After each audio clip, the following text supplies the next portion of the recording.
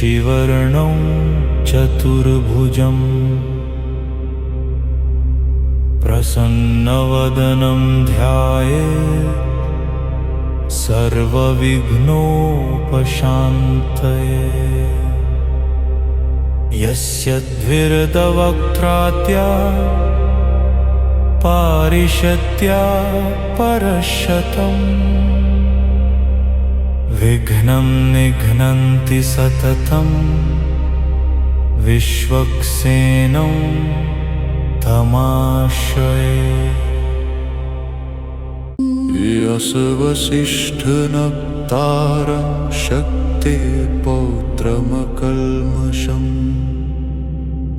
पराशरात्मजं वन्दे शुक्तातं तपोनिधिम्। व्यासाय विष्णुरूपाय व्यासरूपाय विष्णवे नमो वै ब्रह्मनिधये वासिष्ठाय नमो नमः। अविकाराय शुद्धाय नित्याय परमात्मने सदैकरूपरूपाय विष्णवे सर्वजिष्णवे। यस्य स्मरणमात्रेण जन्म संसारबन्धनात् विमुच्यते। नमस्तस्मै विष्णवे प्रभविष्णवे। ॐ नमो विष्णवे प्रभविष्णवे। श्रीवैशम्पायन उवाच श्रुत्वा धर्मानशेषेण पावनानि च सर्वशः युधिष्ठिर उवाच किमेकं दैवतं लोके किं वाप्येकं परायणम् स्तुवन्तः कङ्कमर्चन्तः प्राप्नुयुर्मानवा शुभम्।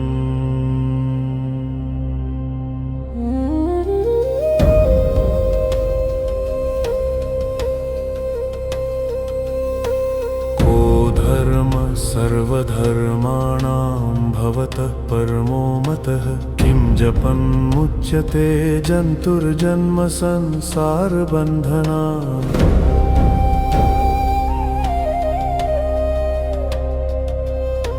श्रीभीष्म उवाच जगत्प्रभुं देवदेवमनन्तं पुरुषोत्तमं स्तुवन्नाम सहस्रेण पुरुषः सततोत्थितः। तमेव चार्चयन् नित्यं भक्त्या पुरुषमव्ययम् ध्यायन् स्तुवन् नमस्यंश्च यजमानस्तमेव च। अनादिनिधनं विष्णु सर्वलोकमहेश्वरं लोकाध्यक्षं स्तुवन् नित्यं सर्वदुःखातिगो भवेत्। ब्रह्मण्यं सर्वधर्मज्ञं लोकानां कीर्तिवर्धनं लोकनाथं महद्भूतं सर्वभूतभवोद्भवम्। एष मे सर्वधर्माणां धर्मोऽधिकतमो मतः यद्भक्त्या पुण्डरीकाक्षं स्तवैरर्चेन्नरः सदा।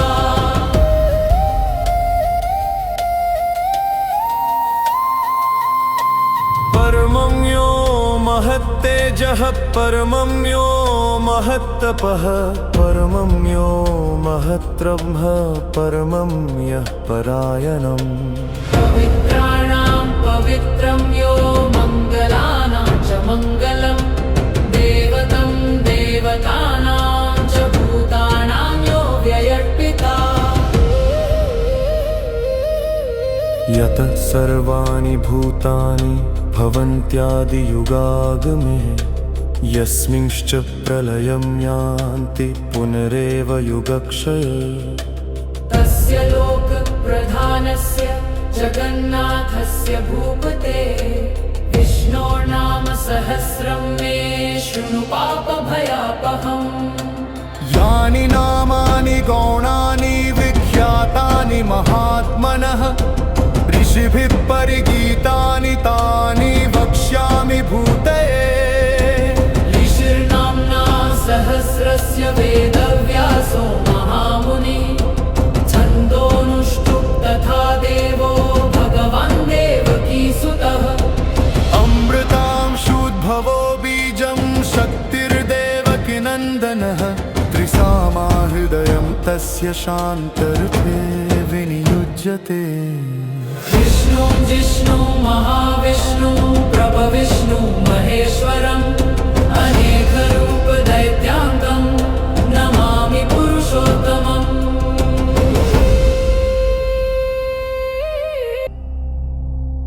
अस्य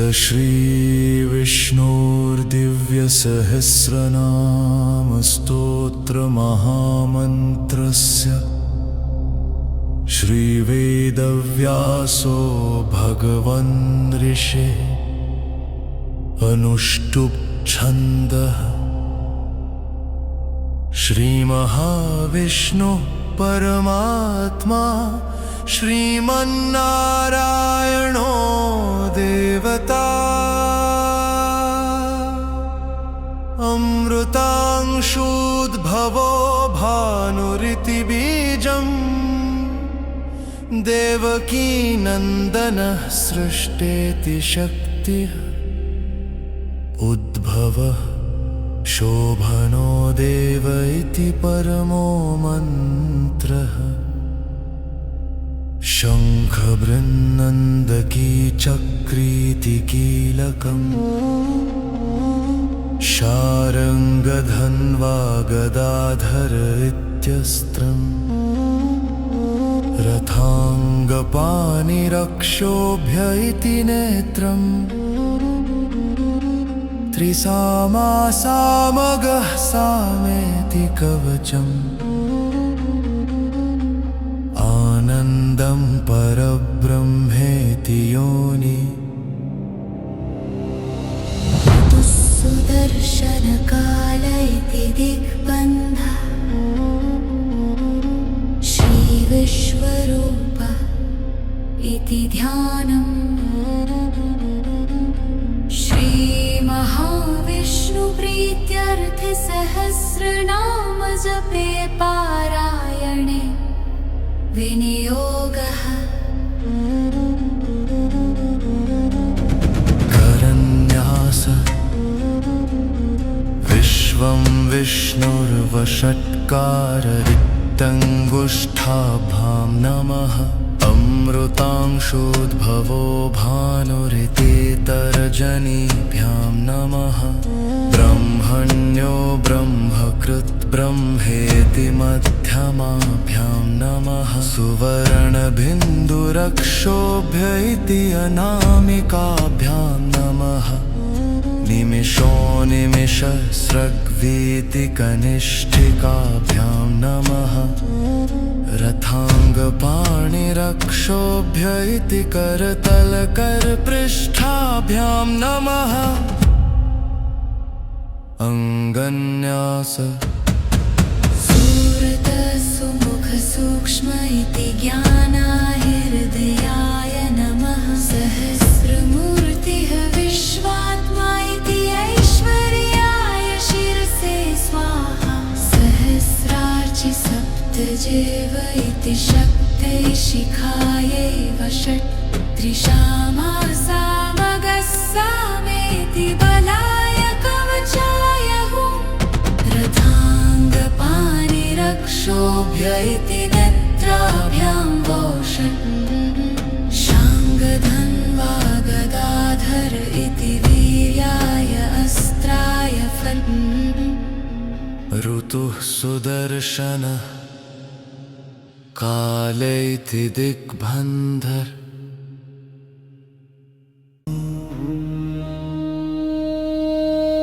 शिरोधन्वत्प्रदेशे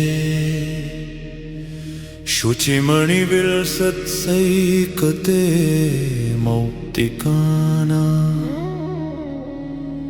मालाजनस्फटिकमणिनिभैः मौक्तिकैर्मण्डिताङ्गः शुभ्रैरभ्रैरदभ्रैरुपरि विरचितैर्मुक्तपीयूषवर्षैः आनन्दीनः पुनीयादरिनलिनगदा शङ्खपाणिर्मुकुन्दः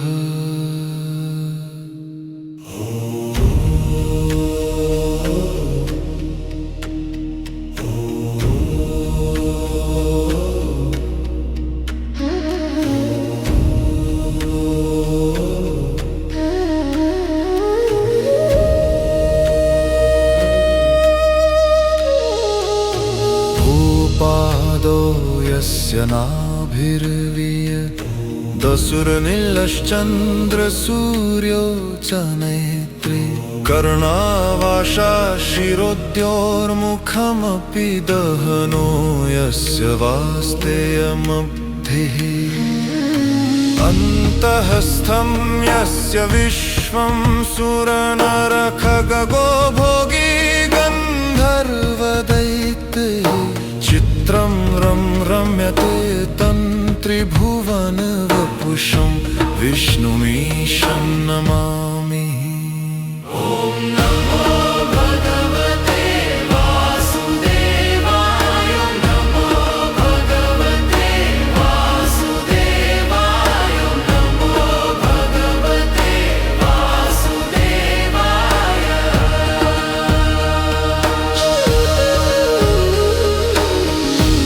शान्ताकारं भुजगशयनं पद्मनाभं सुरेशं विश्वाधारं गगनसदृशं मेघवर्णं शुभाङ्गं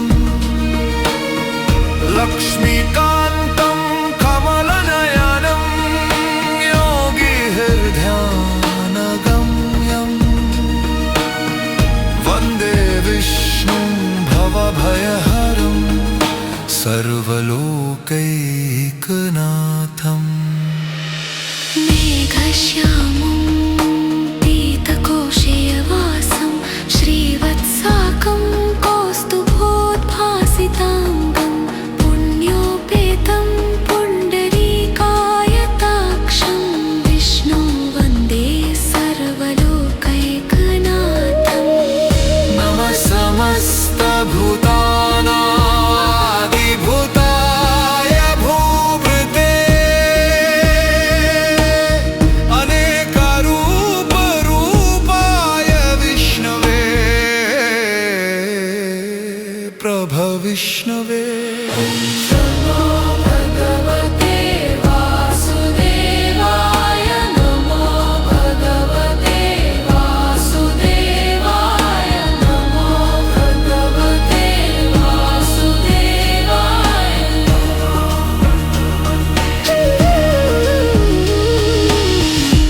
सशङ्खचक्रं सकिरीटकुण्डलं सपीतवस्त्रं सरसीरुहेक्षणं सहारवक्षस्थलशोभिकौस्तुभं नमामि विष्णुं शिरसा चतुर्भुजं छायाया पारिजातस्य हेमसि आसनोपरि आसीनमं बुधश्याममायताक्षम् अलङ्कृतं चन्द्राननं चतुर्बाहुं श्रीवत्साङ्कितवक्षसं रुक्मिणी सत्यभामाभ्यां सहितं कृष्णमाश्रये भगवते वासुदेवाय नमो भगवते वासुदेवाय नमो भगवते वासुदेवाय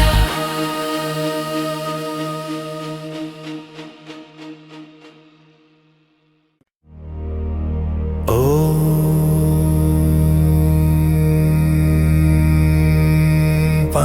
पूजलं पृथिव्यात्मने गन्ध समर्पयामि।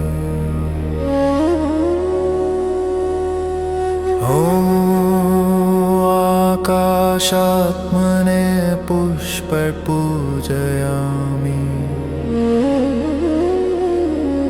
यं वाय्वात्मने धूपमाग्रापयामि।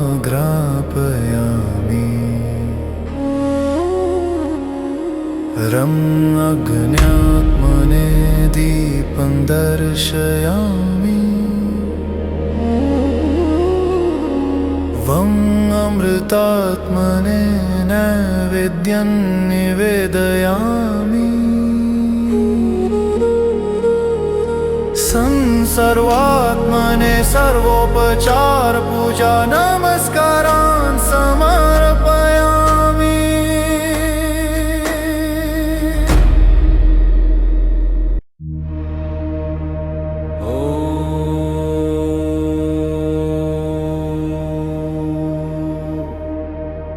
विश्वविष्णुर्वशित्कारो भूतभव्यभवत्प्रभु। भूतकृत् भूतभृत् भावो भूतात्मा भूतभावनः। भूतात्मा परमात्मा च मुक्तानां परमागतिः। अव्यय पुरुष साक्षी क्षेत्रज्ञोऽक्षर एव च।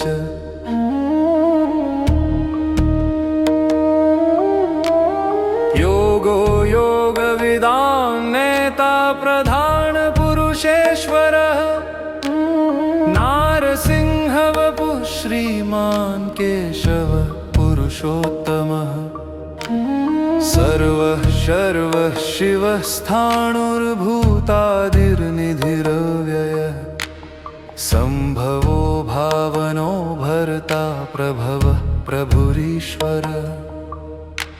स्वयंभू शम्भुरादित्यः पुष्कराक्षो महास्वनः। अनादिनिधनो धाता विधाता धातुरुत्तमः। अप्रमेयो ऋषिकेशः पद्मनाभोऽमरप्रभुः। विश्वकर्मा मनुस्त्वष्टा स्थविष्ठस्थविरो ध्रुवः।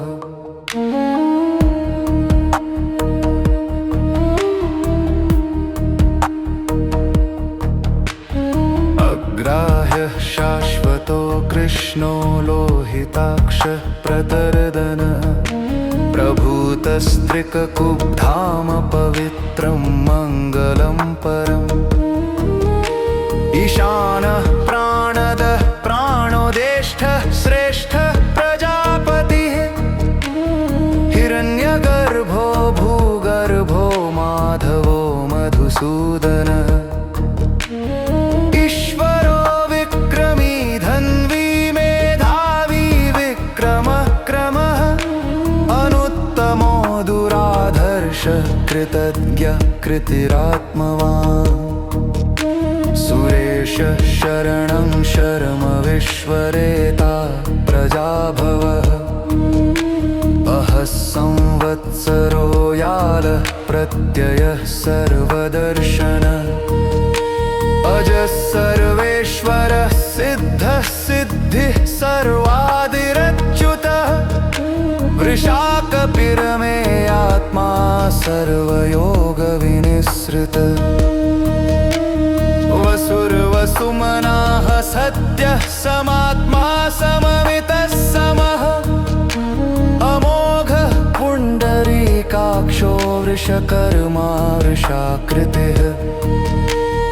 रुद्रो बहुशिरा बभ्रुर्विश्वयोनिः शुचिश्रवः। अमृतः शाश्वतस्थाणवरारोहो महातपाः। सर्वगः सर्वविद्भानुर्विश्वक्सेनो जनार्दनः। वेदो वेदविद्यङ्गो वेदाङ्गो वेदवित्कविः। लोकाध्यक्षः सुराध्यक्ष दक्षो धर्माध्यक्ष कृताकृतः चतुरात्मा चतुर्व्यूहश्चतुर्दंष्ट्रश्चतुर्भुजः प्राजिष्णुर्भोजनं भोक्ता सहिष्णुर्जगदादिजः अनघो विजयो जेता विश्वयोनि पुनर्वसु उपेन्द्रो वामनः प्रांशुरमोघः शुचिरूर्जितः अतीन्द्रः संग्रहः सर्गो धृतात्मा नियमो यमः वेद्यो वैद्यः सदा योगी वीरः माधनो मधुः अतीन्द्रियो महामायो महोत्साहो महाबलः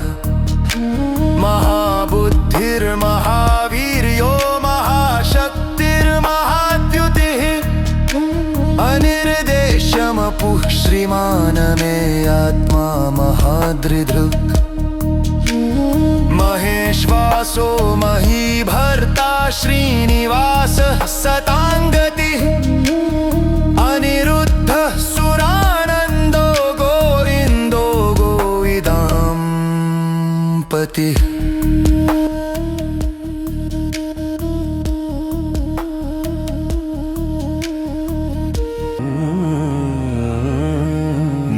मरीचिर्दमनो हस सुपर्णो भुजगोत्तमः हिरण्यनाभ सुतपापद्मनाभः प्रजापतिः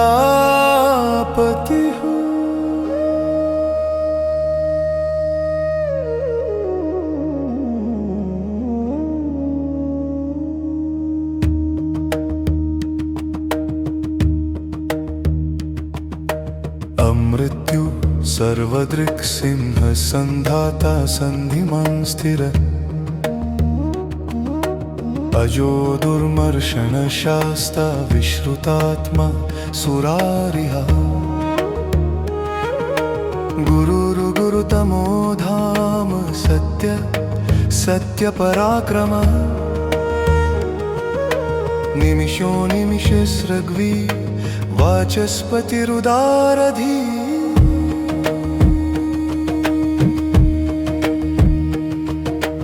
अग्रणी ग्रामणी श्रीमान् न्यायो नेता समीरणः सहस्रमूर्धा विश्वात्मा सहस्राक्ष सहस्रपाद आवर्तनो निवृत्तात्मा संवृत संप्रमर्दन अह संवर्तको वह्निर्निलो धरणीधर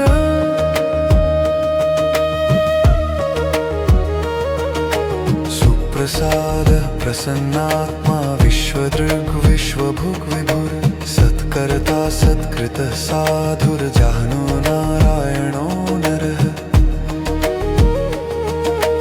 असंख्येयो प्रमेयात्मा विशिष्ट शिष्टकृच्छुचि सिद्धार्थ सिद्ध संकल्प सिद्धिद सिद्धि साधनः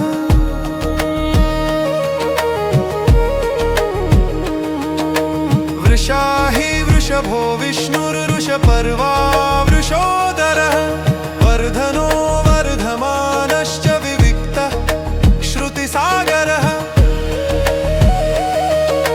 सुभुजो दुर्धरो वाग्मी महेन्द्रो वसुदो वसुः नैकरूपो बृहद्रूपः शिपिविष्ट प्रकाशनः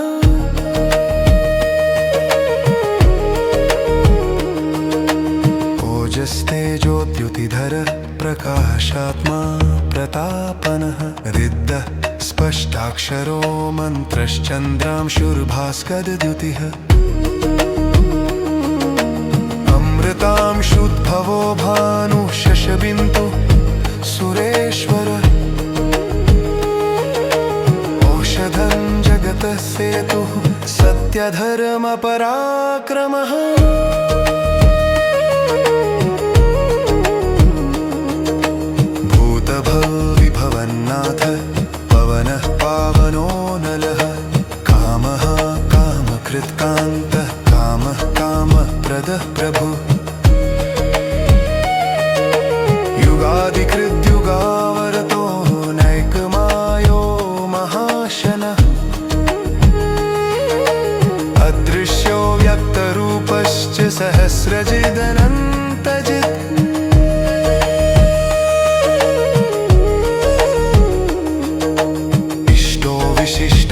विशिष्टेष्ट शिखण्डी नहुषो वृष क्रोधः क्रोधकृत्कर्ता विश्वबाहुर्महीधर अच्युतः प्रथितः प्राणदो वासवानुज अपान्निधिर्धिष्ठानमप्रमत्त प्रतिष्ठितः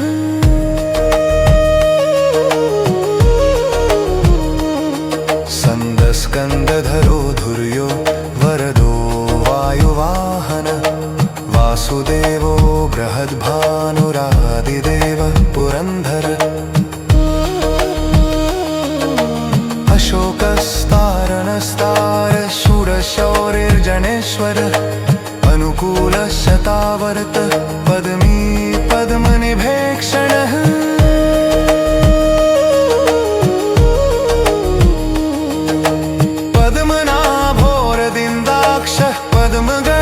शरीरभृत् महर्धिरुद्धो वृद्धात्मा महाक्षो गरुडध्वज अतुलशरभो भीम समयज्ञो हरिर्हरिः सर्वलक्षणलक्षण्यो लक्ष्मीवान् समितिञ्जा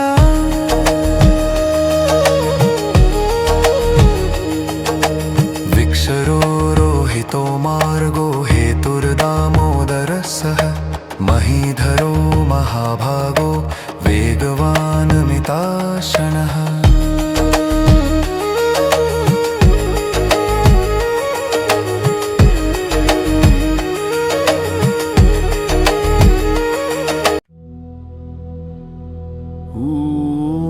भव शोभनो देव श्रीगर्भपरमेश्वरः करणं कारणं कर्ता विकर्ता गहनो गुहः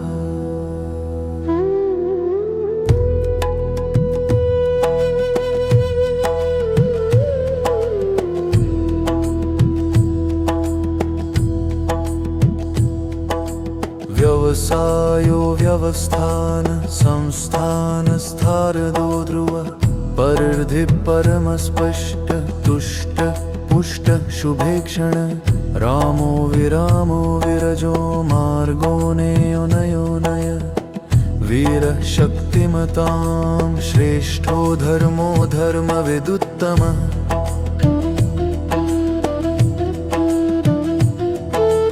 वैकुण्ठ पुरुष प्राणद प्रणवः पृथु हिरण्यगर्भः शत्रुघ्नो व्याप्तो वायुर्धोक्षजल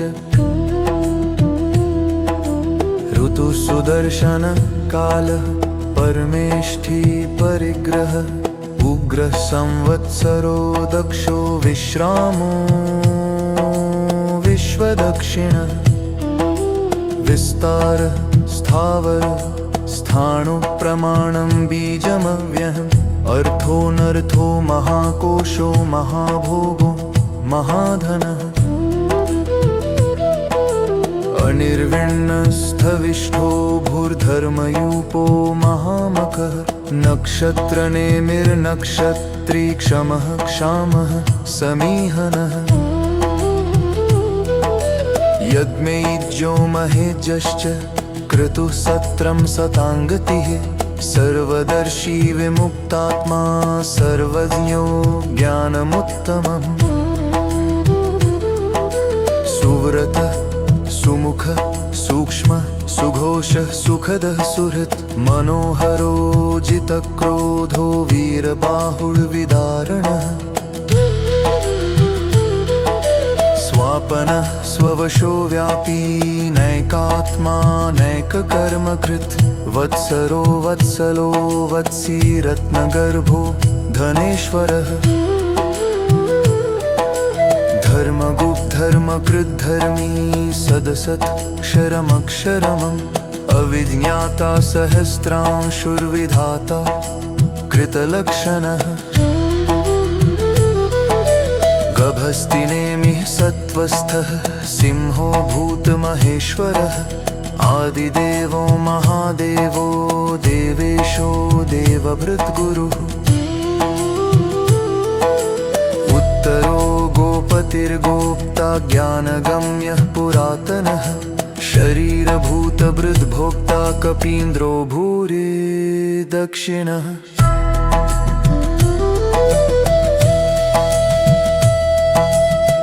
सोमपोऽमृतपः सोमः पुरुजित् पुरुषत्तमः विनयो जयः सत्यसन्धो दाशारः सात्वतां पतिः जीवो विनयिता साक्षी मुकुन्दोमितविक्रमः अम्भोनिधिरनन्तात्मा महोदधि क्षयोऽन्तकः अजो महारः स्वाभाव्यो जितामित्रः प्रमोदनः आनन्दो नन्दनो नन्दः सत्यधर्मात्रिः क्रमः महर्षि कपिलाचार्यः कृतज्ञो मेदिनीपति त्रिपदस्त्रिदशाध्यक्षो महाशृङ्गः कृतान्तकृत्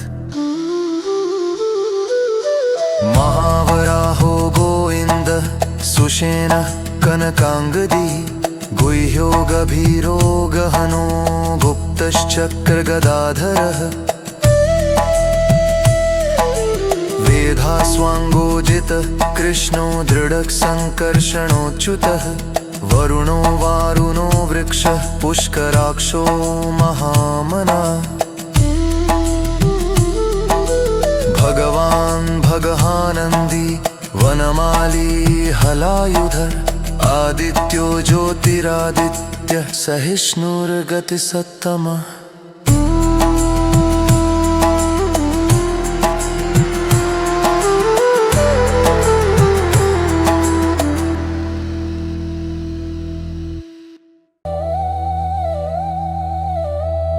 सुधन्वा खण्डपरशुरदरुणो द्रविणप्रदः दिवस्पृक् सर्वदृक्व्यासो वाचस्पतिरयो निजः त्रिसामासामगः सामनिर्वाणं भेषजं भिषक् संन्यासकृच्छ्रमः शान्तो निष्ठा शान्तिपरायणम्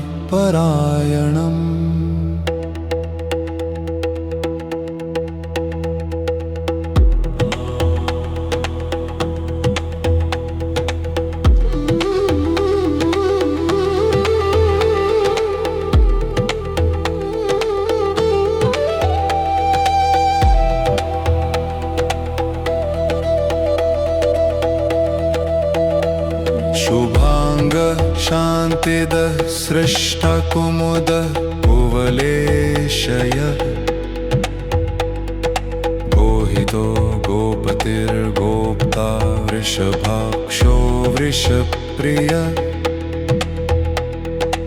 अनिवर्ती निवृत्तात्मा संक्षेप्ताक्षेमकृत् शिवः श्रीवत्सवक्षा श्रीवास श्रीपति श्रीमतां वरः श्रीदः श्रीश श्रीनिवास श्रीनिधे श्रीविभावन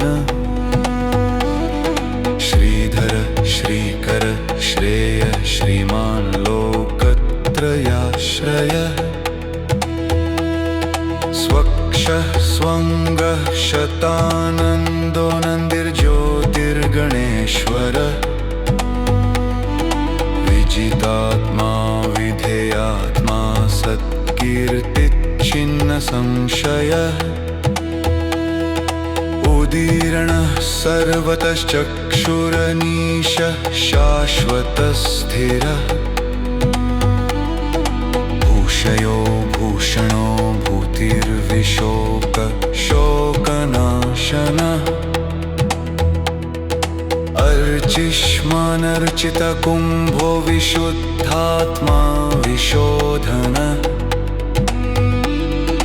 अनिरुद्धो प्रतिरथः प्रद्युम्नो मित्र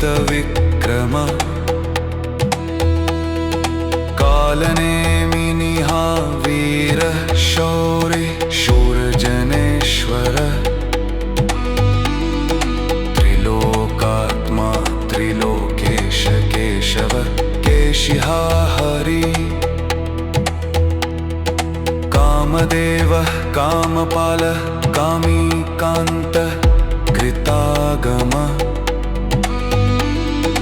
अनिर्देशव पुर्विष्णुर्विरोहनन्तो धनञ्जय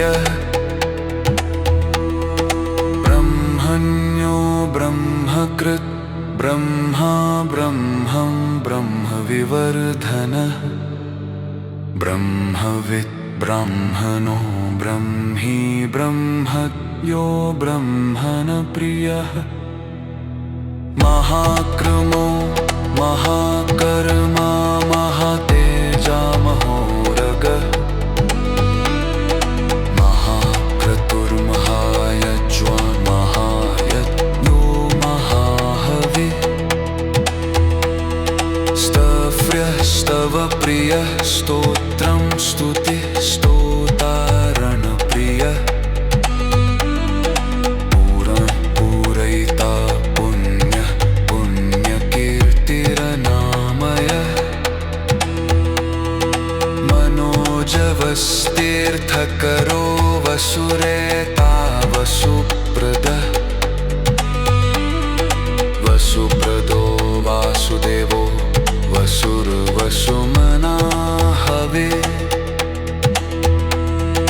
सद्गति सत्कृति सत्ता सद्भूति सत्परायण शूरसेनो यदुश्रेष्ठ सन्निवास सुयामुन भूतावासो वासुदेवः सर्वासु निलयो नलः दर्पः दर्पदो दृप्तो दुर्धोधा पराजितः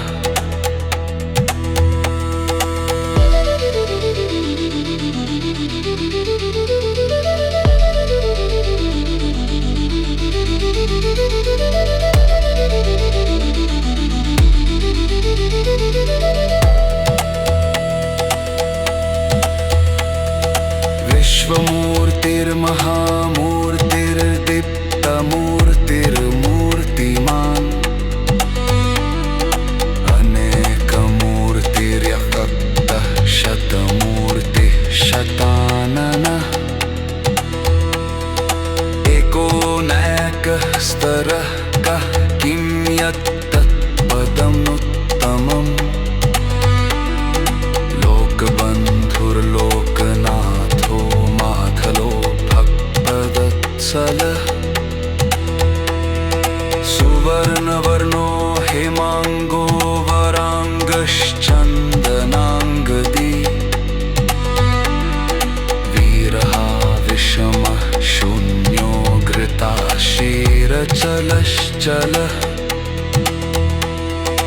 अमानिमानदो मान्यो लोकस्वामी त्रिलोकधृत् सुमेधामेधजो धन्यः सत्यमेधाधराधरः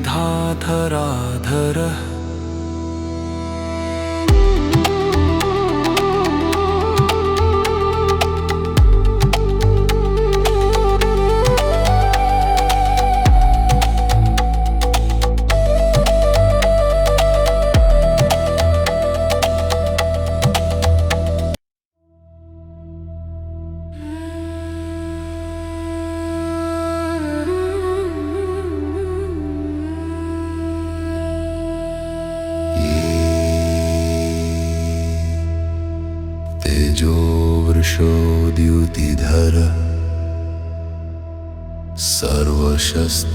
सर्वशस्त्रभृतांवरः प्रग्रहो निग्रहो व्यग्रो नैकशृङ्गो गदाग्रजः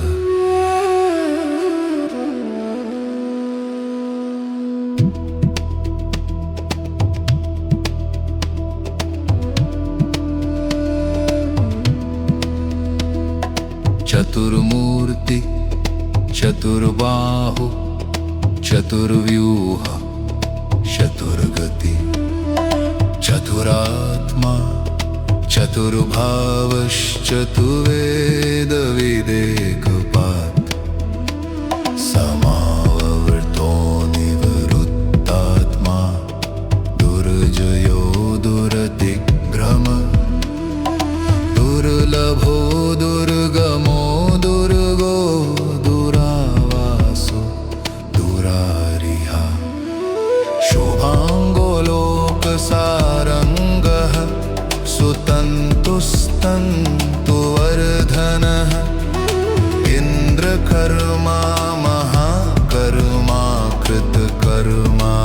पर्वतागम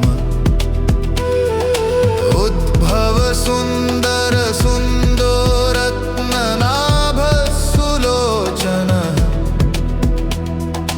अर्को वाजसन शृङ्गी जयन्त सर्वविज्ञे सुवर्णबिन्दुरक्षोभ्य सर्ववागीश्वरेश्वरः महार्दो महागर्तो महाभूतो महानिधे कुमुदकुन्दर कुन्द पर्जन्य पावनो निलः अमृताशोऽमृतवपो सर्वज्ञ सर्वतोमुखः सुलभ सुरतसिद्ध शत्रुजित् शत्रुतापनः व्यग्रोधो दुम्बरोऽश्वत्थश्चाणुरान्ध्रनिषूदन सहस्रार्चि सप्तजिह्वा सप्तधा सप्तवाहनः अमूर्तिरणघोचिन्त्यो भयकृद्भयनाशनः अणुबृहत्कृशस्थूलो गुणभृन्निर्गुणो महालब्धतस्वरितस्वास्य प्राग्वंशो वंशवर्धन भारभृत्कथितो योगी योगीशः सर्वकामदः आश्रमः शमनः क्षामः सुपर्णो वायुवाहनः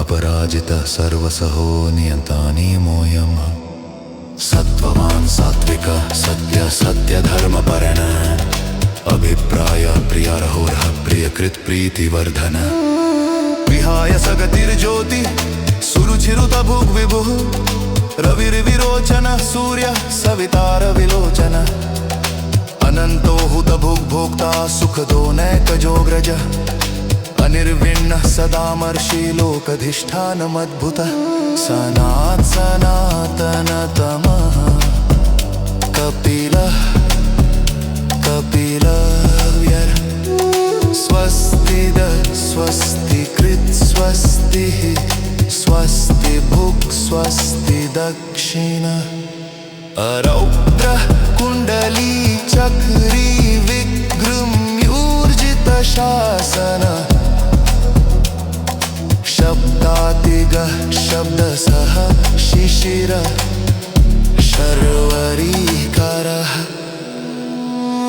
अक्रूरप्येशलो दक्षो दक्षिणक्षमिनावरः विद्वत्तमो वीतभयः पुण्यश्रवणकीर्तनः उत्तारणो दुष्कृतिः पुण्यो दुःस्वप्ननाशनः वीरः रक्षणः सन्तो जीवनः पर्यवस्थितः अनन्तरूपोऽनन्त श्रीर्जितमन्युर्भयापहः चतुरश्रो गभीरात्मा विदिशो व्यादिशो दिशः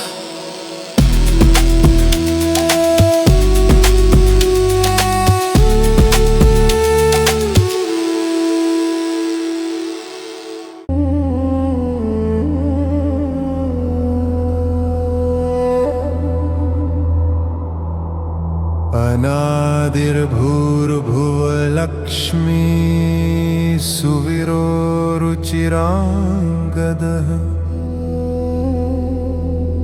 जननो जनजन्मादिर्भीमो भीमपराक्रमः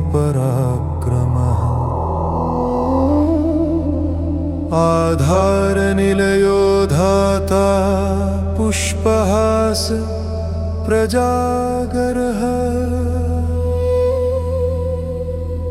ऊर्ध्वगः सत्पथाचारः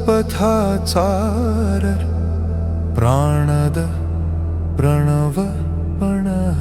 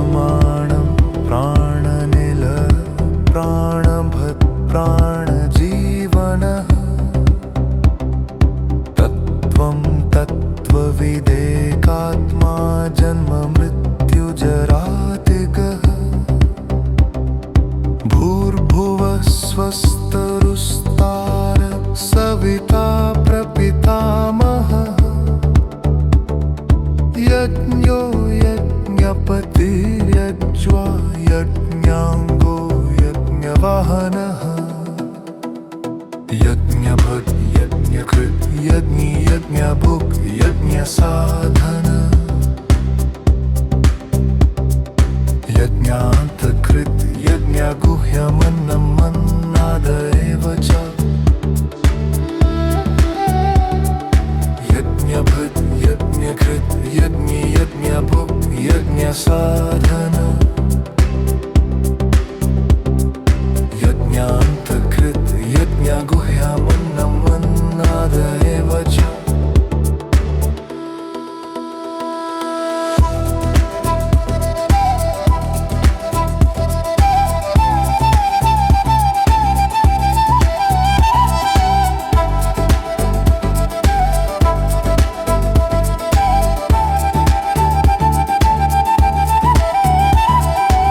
आत्मयोनि स्वयं जातो वैखान समगायनः देवकीनन्दन सृष्टक्षितीश पापनाशनः शङ्खबृन्नन्दकी चक्रिशार्ङ्गधन्वा गदाधरः रथाङ्गपाणिरक्षोभ्य सर्वप्रहरणायुधः श्री सर्वप्रहरणायुध ॐ नमः इति वनमाली गदिशारङ्गी शङ्खी चक्री च नन्दकी श्रीमन्नारायणो विष्णुर्वासुदेवोऽभिरक्षतु वनमाली गदिशारङ्गी शङ्खी चक्री च नन्दकी श्रीमन्नारायणो विष्णुर्वासुदेवोऽभिरक्षतु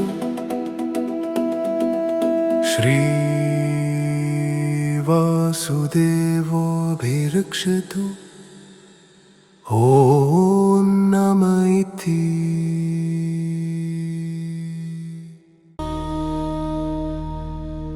इतीदं कीर्तनीयस्य केशवस्य महात्मनः नाम्नां सहस्रं दिव्यानामशेषेण प्रकीर्तितम् य इदं शृणुयात् नित्यं यश्चापि परिकीर्तयेत् नाशुभं प्राप्नुयात् किञ्चित् सोमुत्रेह च मानव वेदान्तगो ब्राह्मण स्यात् क्षत्रियो विजयी भवेत् वैश्यो धनसमृद्ध स्यात् शूद्र सुखमवाप्नुयात् धर्मार्थी प्राप्नुयात् धर्ममर्थार्थी चार्थमाप्नुयात् कामानवाप्नुयात् कामी प्रजार्थी चाप्नुयात् प्रजाम्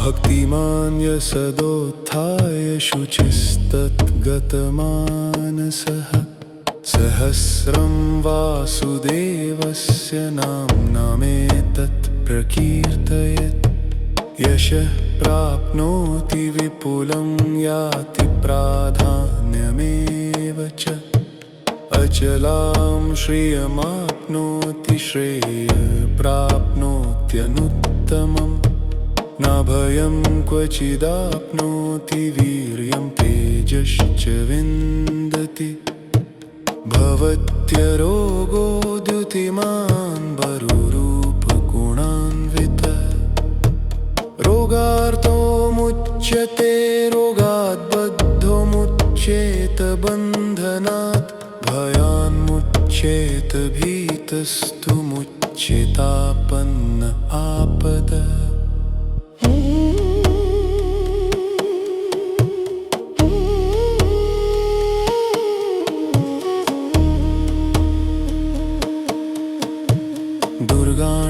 दुर्गाण्यतितरत्याशु पुरुषोत्तमम् स्तुवन्नाम सहस्रेण नित्यं भक्तिसमन्वित वासुदेवाश्रयो मर्त्यो वासुदेवपरायणः सर्वपापविशुद्धात्मा याति ब्रह्म सनातनम् न वासुदेवभक्तानां शुभं विद्यते क्वचित् जन्म मृत्युजरा व्याधिभयं नैवोपजायते इमं स्तवमधियान श्रद्धाभक्तिसमन्वितः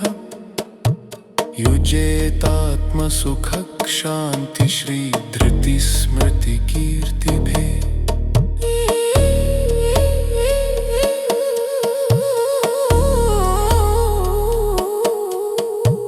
न क्रोधो न च मात्सर्यं न लोभो न शुभामतिः भवन्ति कृतपुण्यानां भक्तानां पुरुषोत्तमे द्यौसचन्द्रार्कनक्षत्राखं दिशो भूर्महो दधे वासुदेवस्य वीर्येण विधृतानि महात्मना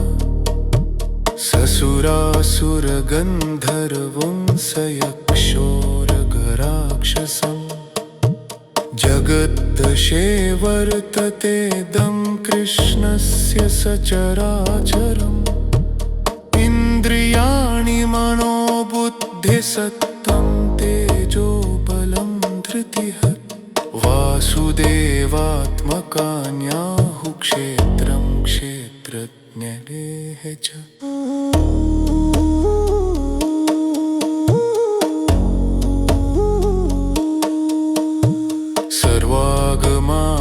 सर्वागमानामाचार प्रथमं परिकल्पते आचार प्रभवो धर्मो धर्मस्य प्रभुरच्युत ऋषयः पितरो देवा महाभूतानि धातवः जङ्गमं चेदं जगन्नारायणोद्भव योगो ज्ञानं तथा साङ्ख्यं विद्याशिल्पादिकर्म च वेदाशास्त्राणि विज्ञानमेतत् सर्वं जनार्दनात्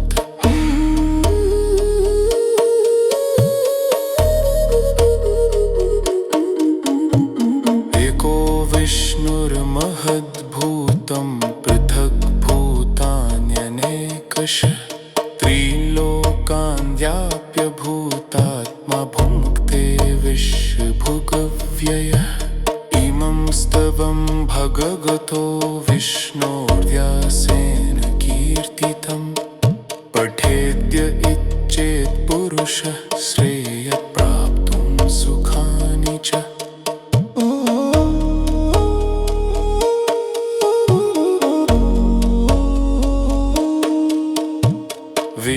विश्वेश्वरमजं देवं जगत् प्रभुमव्ययम् भजन्ति ये पुष्कराक्षं न ते यान्ति पराभवम् न ते यान्ति पराभवम् ॐ नमः इति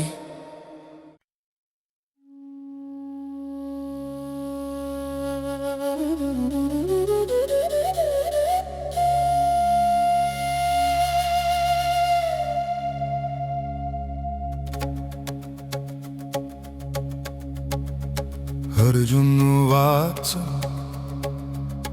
पद्मपत्रविशालाक्ष पद्मनाभसुरोत्तम भक्तानामनुरक्तानां याता भव जनार्दन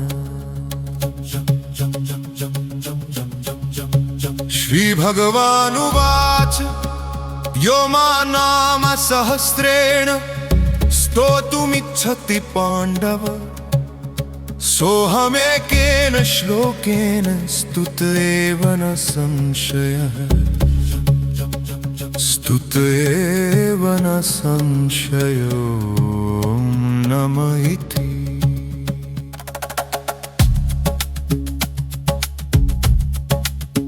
व्यासोवाचु वासनाद्वासुदेवस्य वासितं भुवनत्रयम् सर्वभूतनिवासुसि वासुदेव नमोऽस्तु ते। श्रीवासुदेव नमोऽस्तु तो नम इति।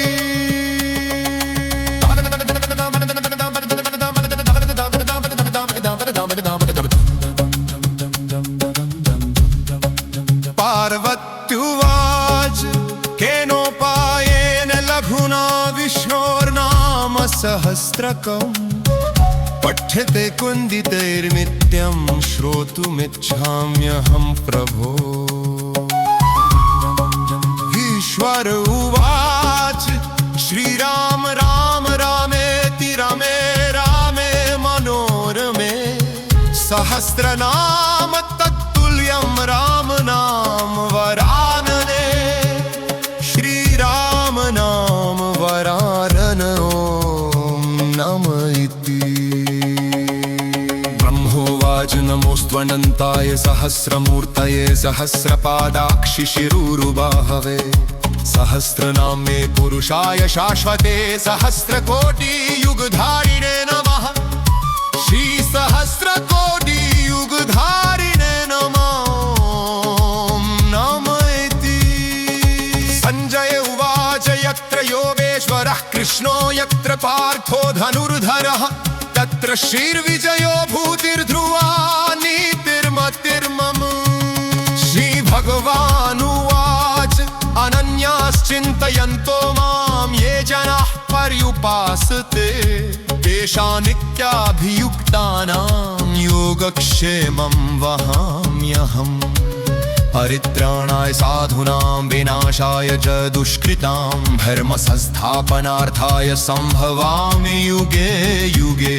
आर्ता विषण्णा शिथिलाश्च भीता घोरेषु च व्याधिषु वर्तमाना संकीर्त्य नारायण शब्दमात्रं विमुक्तदुःखा सुखिनो भवन्ति।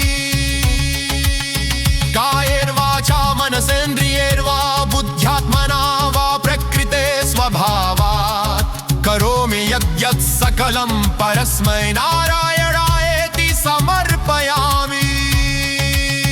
यदक्षरपरिभ्रष्टं मात्राहीनं तु यद्भवेत् तत्सर्वं क्षम्यतां देव नारायण नमोऽस्तु ते। विसर्गबिन्दुमात्राणि पदपादाक्षराणि च न्यूनानि चातिरिक्तानि क्षमस्व पुरुषोत्तमः इति श्रीमहाभारते शतसाहस्रिकायां संहितायां वैयासिक्याम् अनुशासन पर्वान्तर्गत अनुशासनिक पर्वणि मोक्षधर्मे भीष्म युधिष्ठिर संवादे श्रीविष्णोर्दिव्यसहस्रनाम स्तोत्रं नामैकोनपञ्चशताधिकशततमोऽध्यायः। श्रीविष्णुसहस्रनाम स्तोत्रं समाप्तम्।